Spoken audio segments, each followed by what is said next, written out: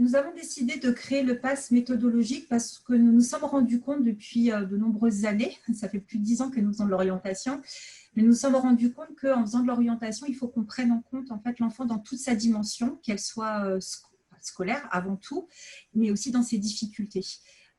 Et on a forcément, quand on accompagne un enfant en seconde, en première, pour essayer de l'aider à constituer son dossier pour Parcoursup, pour constituer son dossier dans les études supérieures, on leur donnait de temps en temps, chacune de notre côté, des conseils d'organisation.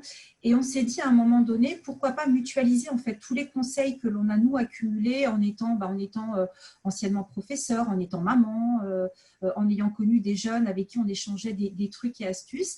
Et en fait, nous avons rassemblé tous nos trucs et astuces, tous nos supports, et on a décidé de constituer ce pass méthodo qui est avant tout un accompagnement dans l'organisation de travail. À aucun moment, on intervient sur des difficultés scolaires, sur des lacunes scolaires. Nous ne sommes pas des professeurs. Nous ne sommes pas non plus des professionnels qui traitons des troubles des apprentissages, par exemple. Nous sommes des gens qui mettons le pied à l'étrier et qui aidons dans l'organisation au quotidien en mettant en avant le fait que peut-être que tu passes un peu trop de temps sur tes jeux ou peut-être que là, tu révises de dernière minute, donc c'est moins efficace.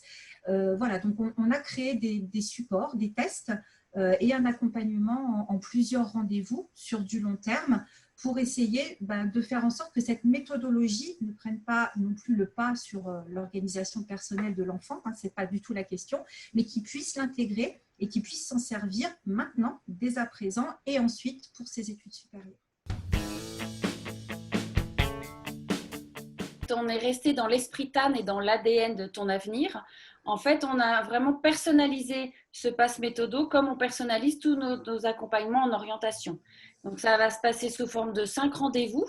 Le premier rendez-vous qui se fait avec l'élève ou les parents, qui consiste à mieux connaître l'organisation actuelle de l'élève, pourquoi ça marche, là où ça marche pas. Mais on a tout un questionnaire et tout un questionnement sur vraiment son organisation de vie générale, comme disait Sonia, pour vraiment le prendre dans toutes ses dimensions. Après, on a évidemment un test. Alors, sur 2 choses, test de personnalité et surtout sur ISEC, savoir comment il fonctionne et quelles sont ses attentes. Et un deuxième test qu'on s'est dit que c'était bien sur le côté méthodo, qui est un test sur la mémoire. Quel type de mémoire? Parce qu'on a tous des mémoires différentes. Et donc, on va avoir des apprentissages qui vont différer suivant son type de mémoire. Donc, sur le deuxième rendez-vous, on fait ces tests-là avec l'élève seul. C'est important d'avoir un rapport seul à l'élève. Alors, ce qui est important aussi, c'est que ce passe méthodo, encore plus que sur les passes orientation, il faut que l'élève s'engage vraiment. C'est-à-dire que ce passe méthodo ne fonctionnera que si l'élève s'engage et qu'il prend sa vie en main et son organisation de travail en main, parce que sinon, ça ne sert à rien.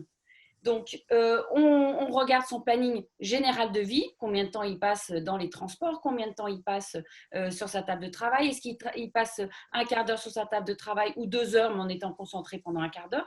Donc ça, c'est vraiment un travail qu'on va faire avec lui. Donc, on va vraiment l'accompagner, on va lui proposer des outils pour le mieux apprendre ses cours.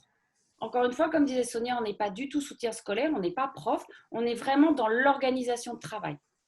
Et puis, on va aussi lui proposer un suivi, parce que quand même, on essaie d'être des conseillères modernes, suivi sous forme de visio. C'est-à-dire qu'au lieu de le faire toujours venir en cabinet et faire des rendez-vous qui durent longtemps, on va lui proposer des rendez-vous réguliers et par visio. Vous lui dire, tiens, où est-ce que tu en es? Tiens, montre-moi ce cours-là. Donc là, on va vraiment travailler avec lui en visio. Et puis, on va faire un dernier rendez-vous avec les parents en se disant, voilà, d'où on est parti, où on est arrivé, est-ce que vous avez constaté des changements? Est-ce que l'élève, et ça va permettre aussi à l'élève de voir avec ses parents là où il a fait des changements et tout le travail qu'on a fait ensemble pour boucler la boucle.